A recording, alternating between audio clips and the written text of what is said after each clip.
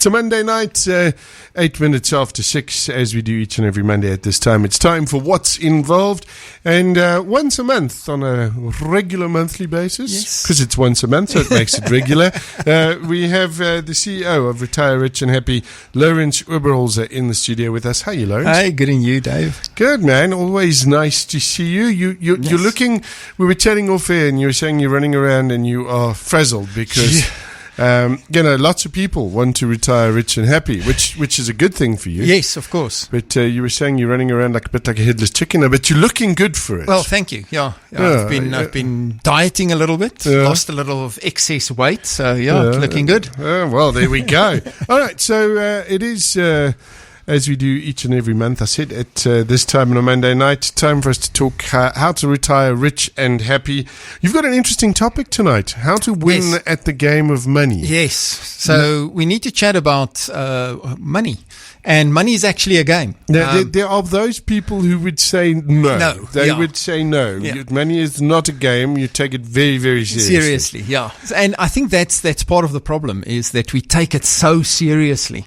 We should start looking at it and having a little bit more fun with it. But if you want to win at the game of money, you need to have a few of the rules. You need to understand a few of the rules. And I think that is part of our mission, is to teach people these rules so that they actually have a guideline to say, well, this is what I need to get to win at the game.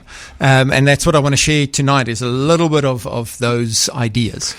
It is, and when you say the game of money, and it is an idea, because often I've heard it's not necessarily, success is not about the money. Money is just a way of keeping score. Yes. Of how well you're doing. Which is great if you have the money. If you don't, but if you don't, it's a bit of. So where do we kick off then? I mean, if we want to learn about this game of money, yes. Okay, so the first thing we teach people is that there's two pillars that you build this whole money game on, and we call it the power cow system. And it's something that can be remembered well. Power cow. So if you can remember power cow, and what power cow stands for is the protection of wealth first, and the cow stands for the creation of wealth. And those are the two legs that your whole financial stability lies on top of. And you need to build on both of these legs. It's like, which one of your legs are the most important one? Both of them are equally important. So we need to look at both of those legs, and that's the power cow system. Protection of wealth, creation of wealth. I was still stuck on my own definition of that. It's like I used to have power, and then the cow took it away. But there we go. We're not allowed to speak about pasts and ex-wives like that, so we won't. Okay, so protection of wealth. And then creation of wealth. So under the protection of wealth, there's three strategies that we need to talk about. And what I'm going to do is I'm going to touch on each of those. The three on the power side, or the protection of wealth side, is minimizing your risk, taking control of your cash flow, and getting rid of bad debt. So those are the three main components on the power side, the protection of wealth side. On the cow side, you've got two main components, which is creating a personalized investment strategy for yourself, and secondly, building assets. And we'll talk a little bit about the three types of assets that you want to build through your lifetime. Now, the one thing that you've said, and you've said it a couple of times, and it's something that really resonated with me, is people often overestimate what they can do in a year, but underestimate what they can do in 10 years. Yes. And I was chatting to my fiance about that just the other day, and I was like, yep, remember when we went into this year, by this time, we were going to be making a killing. There were so many things that was going to happen, and it looked like everything was lined up for that to happen. Yeah, and then life happens. And then life. Business happens. And life, and then everything changes, and suddenly we go, wow. And my first thought was, hands up in the air, oh, well, we've done bloody nothing, so... let's start from scratch. Let's just throw everything out. But actually... when you sit and you do, so it's a very, very sound piece of advice. You overestimate what you can do in a year, but 10 years 10 years, it suddenly makes this stuff look a lot more doable. Achievable, yes. I mean, I always say, if you look at the most well-known billionaires in the world,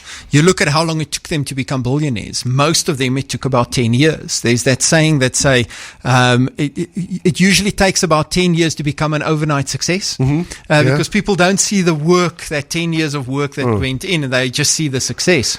So if somebody can go from nothing to become a billionaire in 10 years, you can sort out your finances and get to retirement in 10 years. There's no reason why you couldn't. You just need the right strategies.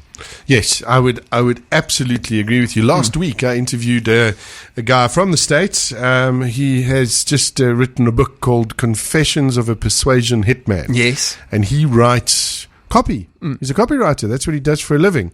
And his copy that he's written is sold over $100 million.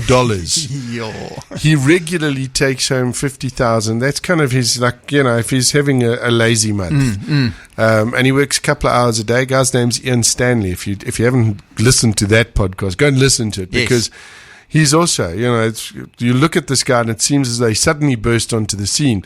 But when he talks about the hours and hours of practice that he had to put in, then suddenly you go, okay, yeah, but you deserve what you've got, because you certainly have paid your dues. Yeah. Okay, so we're talking about this game of money, protection, creation. The biggest thing, and you speak about this, is this, to me, is we call it bad debt, and there are people who would say, you get different kinds of debt. In my mind, it's all bad. But where do we start? I mean, if we're going to start being a power cow, and do the win at this game. Yes. So the first thing we need to do is we need to minimize risk. You need to make sure that something unforeseen that happens doesn't take all your playing cards off the table. Yeah. And that's what happens is we start these plans. You've seen it this year as well. You start with the best laid plans, but unforeseen things happen. Yeah. Now we can't plan for everything, but we have to plan for what we can plan for. So minimizing your risk, and here's what I feel is a mistake that most people in our industry, in the financial services industry, make, is they focus on building a plan around what the person have and then try and beat what they've got. So, for example, the person has life cover, so they're going to give him a little bit more life cover for the same premium. Instead of trying to build a risk management plan around what you need, you always have to look at what is it that I need. And to do that, you have to look at certain eventualities and ask the perspective of, if this should happen to me, what would I need to continue in the same way I'm used to? Yeah. For example, let's take a typical example of a disability, for example. Well, let's use me as an example, because I'm a very good and a very bad example at the same time, because I had none of this stuff. Yes. So a typical question would be, Dave, if something happens to you tomorrow, you get into a car accident or whatever happens, and you absolutely lose your ability to generate an income for yourself or your family, how much income would you need to maintain the same standard of living that you're used to at the moment? Yeah. And then you answer that question. You look at your budget. You look at, firstly, making sure that all the debts are paid. And then you look at that and you say, well, I would need X amount a month. Yeah. And only once you have that goal, you then look at your risk cover and say, but this actually do that?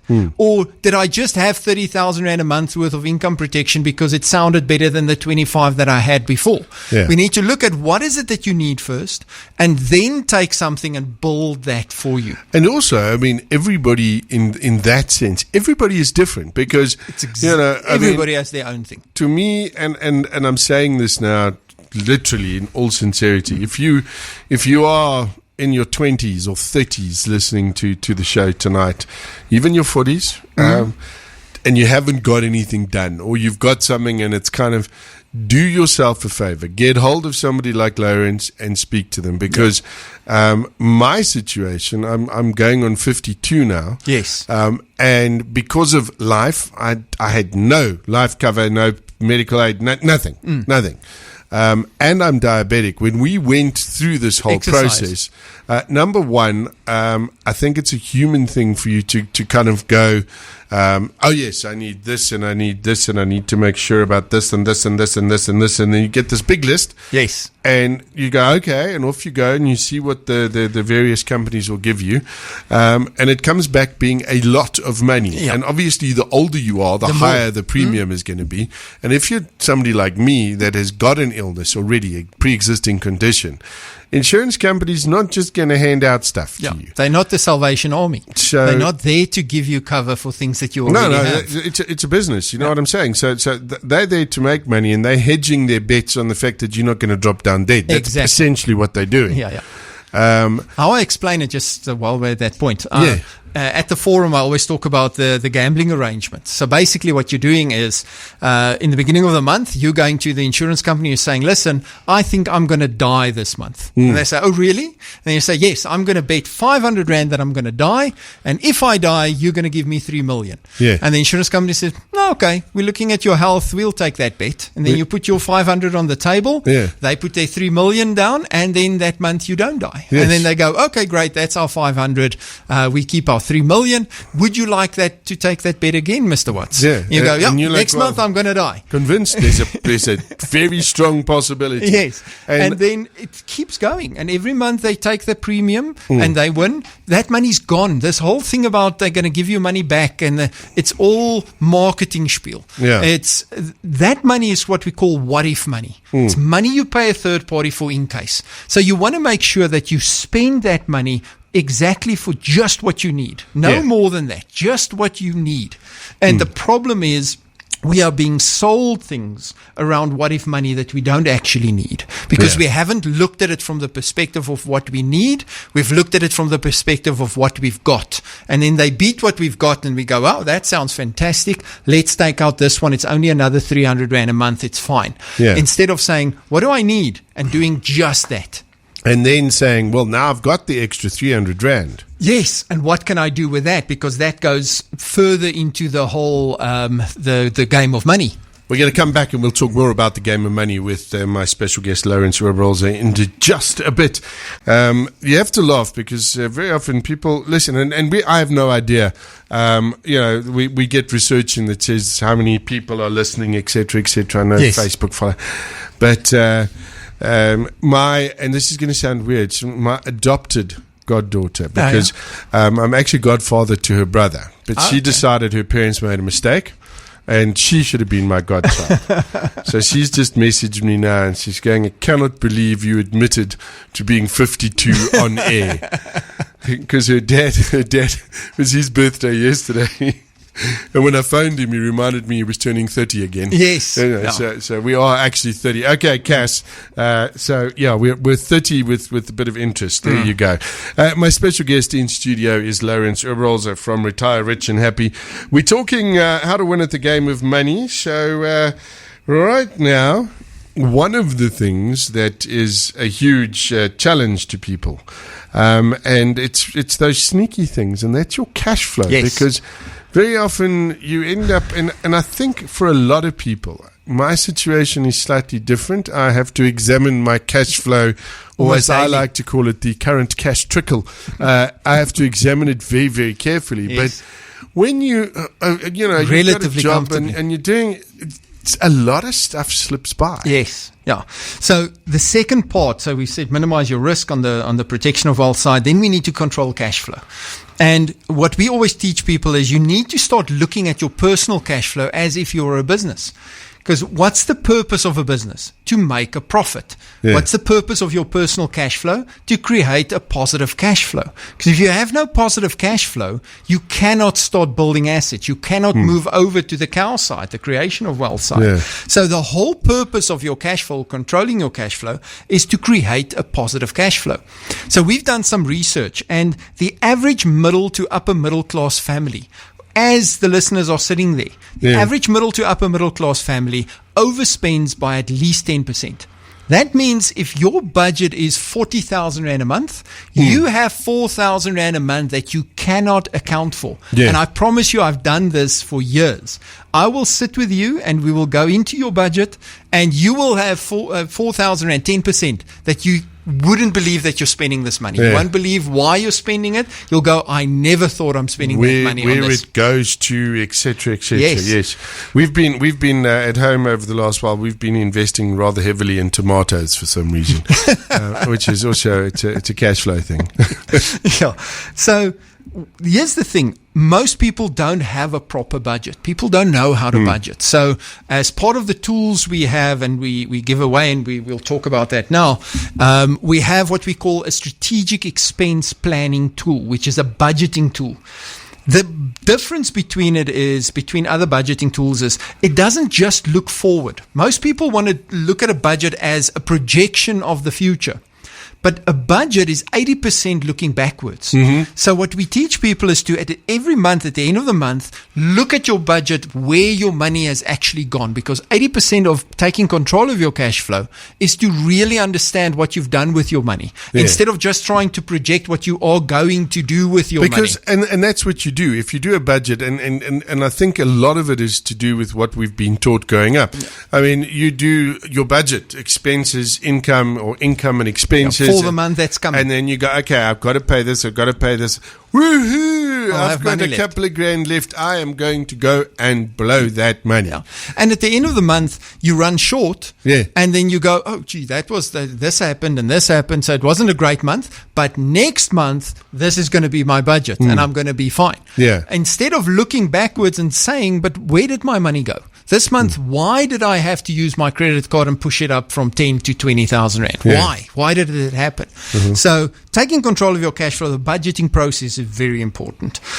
Secondly, if you look at creating a positive cash flow, there's always two ways to do that. You either increase your income or you decrease your expenses. We teach that you have to do both. Yeah. But it's pointless to just increase income if you haven't taken control of the flow of your cash. Because then it's just going to stay the same. Situation normal. You're going to turn around and go, but hang on now, I'm bringing in an extra 10 grand a month. What on earth is happening to it? Yeah. Now, these tools that you talk of, and we often talk about the tools, they have been, for us specifically, some of the best and some of the scariest things that we've gotten hold of. Because just the way it's set out, your budgeting tool, all of those things, it's absolutely brilliant. What is included in those tools? So the tools package, if you buy all of those tools, you get a budgeting calculator or your strategic expense planning calculator. That's the budgeting. That's definitely worth the price of admission. The second one we do is the debt settlement calculator, which is brilliant. You just put in your debt, you say what extra you can put into your debt, and it calculates everything. How long it's going to take, how much interest you save. I like that because it kind of makes me feel a bit better at doing that particular exercise. Yes. It actually makes you feel like you're moving forward. Yes. Then we have a bond settlement calculator, which shows you the effect of 4 strategies that you can do to get rid of your bond in half the time.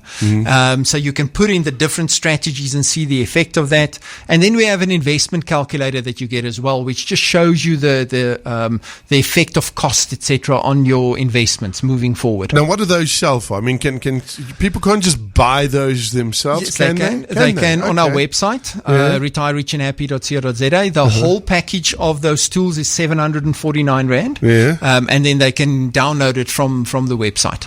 Okay, but we like to twist your arm when you're on air here and say, come on, what are you going to do for the listeners? So are you going to do a giveaway for us? Yes. So we spoke about it. We're going to give away 3 of those tools. 3 sets of those tools. So you'll get the SEP tool, the debt settlement calculator, the bond settlement calculator, as well as the investment calculator. Plus, you'll get a 45-minute consultation with one of our coaches. Wow. So that's not bad. Yeah, we have a personal financial coach. They will come out. They'll show you how these tools work so that you have a good idea. And then you have the opportunity for 45 minutes to chat to them on how do we help you implement these rules so that you can win at the game of money. It's like saying, listen, I'm going to start playing better golf. So what do? You get a coach to teach you how to improve your swing. What our coaches do is they teach you how to improve your money management. Alrighty, so we're giving away 3 sets of tools plus those 45-minute consultations. Yes. If you like to SMS, now remember this is not the Mix FM SMS line and it's not the Mix FM WhatsApp line. This is the Retire Rich and Happy numbers. So you need to make a note of these numbers. You can SMS your name and RRH. So, yes. Or let's do RRH and your name. Yes. To 45509. That's the SMS line. Those SMSs charged at R1.50. Otherwise, you can WhatsApp RRH and your name to 082 641 3555. Is that That's right? It. Yeah. So 082 641 3555 is the WhatsApp number. RRH and your name 082 641 3555. Numbers what? 7, 12, and 22. 7. Let's just make a note. 7, 12, and 22. There we go. So you're giving the guys who might be a bit late some chance to get in there. Yes. Okay, 7, 12, and 22. You can win those things. Okay, so let's talk about this. So now, using those tools, you start to get in control of your cash flow. So you become more proactive instead of reactive. Mm-hmm. We tend to be very reactive. Yeah. So we first look at where is the money going, and then we have a system that we teach people called variable cost segregation, where we teach you how to split your variable expenses from your fixed expenses and manage those variable expenses better so that we can save money there and have more money in your, and it's difficult to explain if I don't have the bucket system and people can't see the bucket system. You have to learn about the bucket system. Yes. Take it from me. If you win one of these things, ask about the bucket system. Yeah. So how you keep more money in your fixed cost account, which then moves into your debt settlement account. So the bucket system helps you to take control of of your cash flow after you've realized where your money is actually going. So then once you've done this, then you go, okay, look, I've got a bit of extra money over. So now this is where I'm now going to start playing with that debt settlement tool. And I'm going to have a look at what order I should pay my debt in. Because when you do see the amount of debt that you have per month, when you actually see it in black and white, it is a scary thing. But once you've worked through it, at least you know. Because for me, I think that was, it's been one of the biggest problems is to acknowledge where you are financially. Yeah. It's much easier to stick your head in the sand and hope it goes away. I'll be okay. Yeah. And it's part of our responsibility is to make people face the demons and face the monster. Because that is very difficult for us. We don't want to face that monster. And because we don't face it, the shadowy thing that it becomes is much worse than just looking at it and saying this is the actual situation. And you do feel better once you kind of figure out there is a way out of this. And it might not happen. It might not happen in the first 3 months. Some people have a great response. Others, it's going to take some time. I'll give you an example. I sat with clients the other day, students of ours. And when we initially looked at their debt, it would have taken them about 61 months to get rid of their debt. The normal payment. Just about 5. Just over 5 years. 5 years, yeah. And we did the strategic expense planning. We created positive cash flow. We implemented that debt settlement, and we brought it down from 61 months to 16 months. So it's still 16 months. Yeah. But that's like 4 times less, almost 3 times less than what they would have paid. And the amount of interest that we're going to save is massive. And also, then now you're building something. And they have control. Yeah. They now have. I could see how their whole approach to their money changes. When we walked in and I started working with them, they were like despondent. It felt like I have no help. I don't know what I'm going to do. Yeah. And when we walked out, they were like, okay, we have a plan. We know where we're going. We know what we can achieve. And we're not expecting miracles. It's not like nothing is ever going to go wrong again because now you have a plan. But at least you now have a strategy. So if things go wrong, you can adapt instead of just, it's another thing that's gone wrong. Okay, but getting rid of debt it's one of the primary things. Yes. Is there a way that a sort of priority, a prioritization way of getting rid of your debt? So what we do is, firstly, people need to understand the difference between secured and unsecured debt. You don't want to get rid of your secured debt initially. That's not the killer. Secured debt is any debt that is underlined by an asset, like your house. the house is the asset for the bond. Therefore, your interest rate is quite low. This is the big thing, is this interest rate. Yes. Yeah. So unsecured debt is the debt that is not underlined by an asset. Like, for example, your credit card, your personal loan, your overdraft, your revolving credit, those kind of things. What about things like clothing accounts? Yeah, clothing accounts also is an unsecured debt because the company can't come and take the clothes back. So it's not like the clothes are the assets. Yeah. So the interest rate on those after the first 6 months are usually quite high, normal like a personal loan interest. So, and why that is the debt that you want to get rid of, is because it's the highest cash flow. It eats up your cash flow very quickly because you pay the highest interest. So everybody wants to invest, but nobody wants to do the groundwork first. And the groundwork is to get rid of these cash flow eaters and this terrible interest that you're paying. Because it's pointless to pay 22% interest on a personal loan, but you're getting 7% on your retirement annuity. We first have to get rid of this 22% before we can start building asset on the other side. And then this tool of yours you can put in. Yeah. So where do you start? I mean, do you start with, I've got my large clothing and food retailer account, and I've got this and then I've got my 3 credit cards. Where do you start? So what the tool does is it gives you the option to put in all your unsecured debt. So you'll put in everything. What it asks you is what it's for, what is the interest rate, what is the minimum payment you are allowed to make on that, and then it calculates how long you're still going to pay for it on minimum payments. And then it tells you can put in how much you can afford extra, and then you have different options. So you have the option of paying the one with the highest interest first, and you can change it on the tool, and it will show you the how long it's going to take and how much interest you're going to save. Then it will show you, what if I do the one with the lowest balance first, so that I can pay off one very quickly. And then it will show you. So you can play around with it, and it will show you which one is the best option. Most of the time, I'm interrupting, but most of the time, the one with the highest interest you want to pay off first.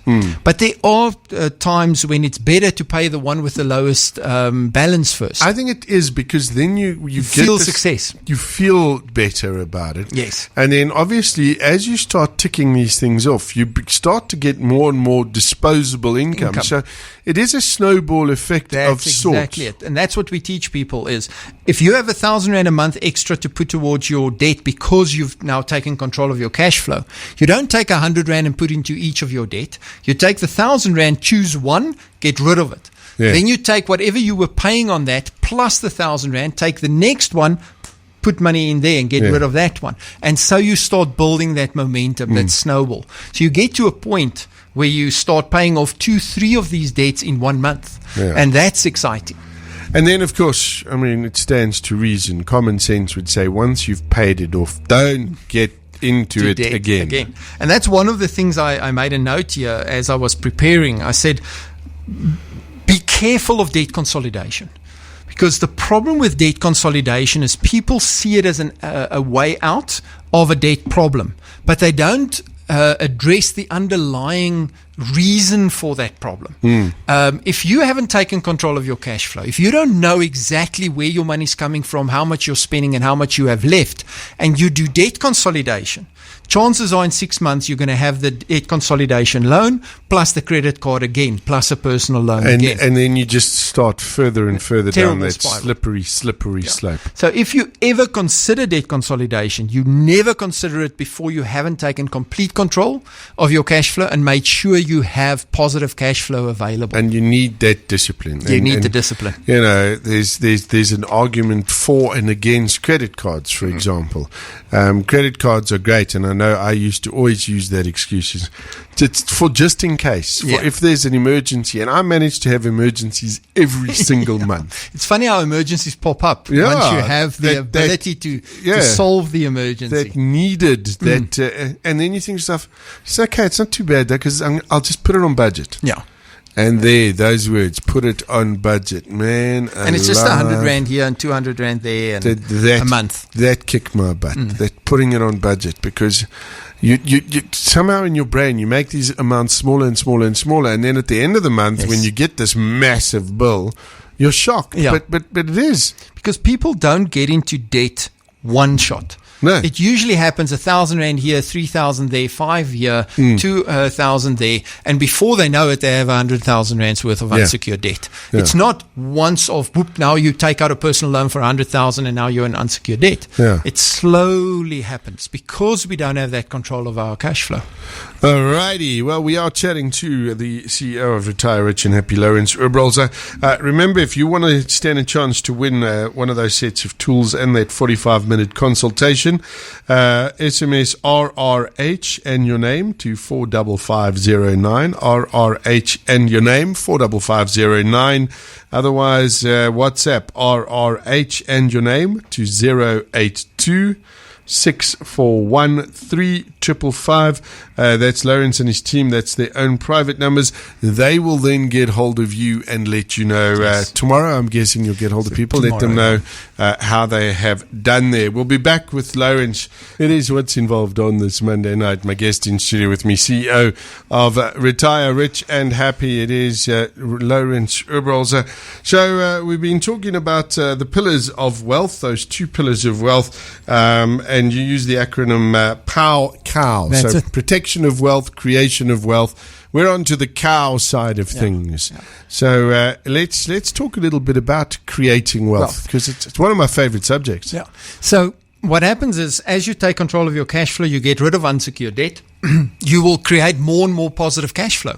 So because you've taken control, that positive cash flow will not just flow back into your budget to cover expenses, because you are now in control of your expenses. Yeah. So that positive cash flow, once we've gotten rid of unsecured debt, needs to then go into an investment strategy. The biggest challenge that people have is they don't really know what to do. So they sort of have 1,000 rand, and then they decide on that 1,000 rand what to do, instead of having an overall strategy of saying, this is going to be my strategy moving forward. So they go, well, I got a raise, I've got an extra 1,000 rand a month, where do I invest it? And then we just look at that 1,000 rand and we say, well, put it in a retirement annuity. But that retirement annuity might not be the right thing in the bigger scheme of your strategy. So we need to then create an investment strategy that has 2 components. The first one is what we call your reserve account. You need a place where you have money available for emergencies, and we call it, you plan for your capital expenditure for the next 12 months. So that holiday that you want to go for, the emergencies that might happen, the birthday present for the children. You plan it ahead of time instead of reacting when these things happen. So what you're saying is, before I start creating my wealth, I'm going to make, which I'm assuming is another bucket, I'm going to have an account. A reserve account. Which yes. I'm going to put money in to do X, Y, and Z. Yes. And a lot of people have these accounts. They have a little money market account. I get it so many times. I sit with clients and they have a 50,000 rand in a money market account. I say, okay, so what's the purpose of this? No, this is for a rainy day. Yeah. I say, but you are paying 3,000 rand a month on your credit card, where you're paying 18, 19%, but you're getting 6% on your money market account for the rainy day. Take that money and... Exactly. First, take control of the cash flow so that we don't go back into the credit card. Yeah. Take that money, get rid of the credit card, take the 2,000 rand a month and start building your reserve account. Yeah. But you can't just indefinitely, because I asked them, so you have 50,000 in the money market account. How much do you want? Why? How much do you need in that account? And people can't say. So they have this indefinite amount that they want as savings. So what we teach people is, you need to get an emergency fund, which is 3 times your monthly expenses, so that if something goes wrong, you have money available for emergencies. Interestingly enough, one of my friends used to call it an FU fund. Yeah. And I always used to, smile about that, and I was like, why do you do it? He goes, because if my boss, or if whatever I'm doing or whatever happens pisses me off enough, I can say F you and I can leave. Yeah. And I thought, it's maybe not the most ideal way of doing it. Otherwise, every time you get upset, you just leave. It's a great way of looking at it. Yeah. It's buying you a bit more security. Yeah, because what's happening is you are becoming your own bank. You are now financing your own annual expenses, your own emergencies. Because we're so used to be dependent on the bank. If there's emergency, we quickly take out a loan or we put it on our credit card, we put it on budget. We want to create a system where you first move your zero back to zero, which we've had this discussion, and then you want to move it forward so that you start financing your own emergencies, because there will be emergencies. The question is, there has to be a limit. Otherwise, you just keep putting money into this and it never goes anywhere. So we set what we call your reserve level, your minimum and maximum reserve level. And once you hit that, we then move to building your capital asset. Again, thinking about those buckets, and it was the one analogy that you've used that made it so much clearer for me, because now that bucket fills up to a certain level, it starts to trickle over into another bucket. And that bucket is your investment bucket. Is where, and that's where you can really start making your money grow. Yes. So what we do is when we coach people, we say we take you and create financial stability first. Then we create financial security. Then we create financial gain. And then we create financial abundance. But everybody wants to jump to financial abundance first. They want to invest in the next best thing. Instead of going through the steps and first creating the stability, then the security, then the gain, and then the abundance. So the first kind of asset, and that's our next thing. So once you've created your investment strategy, and I always say to people, that strategy of yours needs to be as automated as possible. Because this is what happens. You get a windfall. You get a bonus at work. You get a tax refund. So what happens typically is we put it in our check account and we say, I don't know what to do with it. I'll have to make a decision, but I don't want to spend it. And we leave it in our check account, and 3 months later that money's gone, or it's half, and we don't know where it's gone. Yeah, I know. That's never a good idea. So what we want to do is, your automated system must tell you exactly what to do with it next. Money comes in. If it's left in your account at the end of the month, it needs to move because it's currency. It needs to flow. So it flows into reserve account. If it reaches maximum reserve, it flows over to your free bucks account. So it's an automated thing. You don't have to think. It just moves to the next level.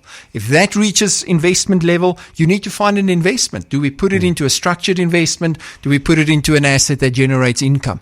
And that's how that automated system starts flowing money, instead of you having to decide and react to whatever's happening the whole time.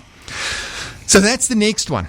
Once it's flown in your investment plan, you have to start building assets. And we've been taught that there's one asset, and that is capital assets. You put money in an RA, you put money in an endowment, put money in a unit trust, and you use those capital assets to build income. The problem is capital assets are limited because the amount of capital you need to generate a specific amount of income is so huge to sustainably give you that income. And we've had this discussion about the rule of 300. That we can't save enough money through just capital assets. So we teach people that you need to look at all three assets. So you've got capital assets. And capital assets is cash. You've got business assets where you want to create leverage, where you earn income from other people's efforts.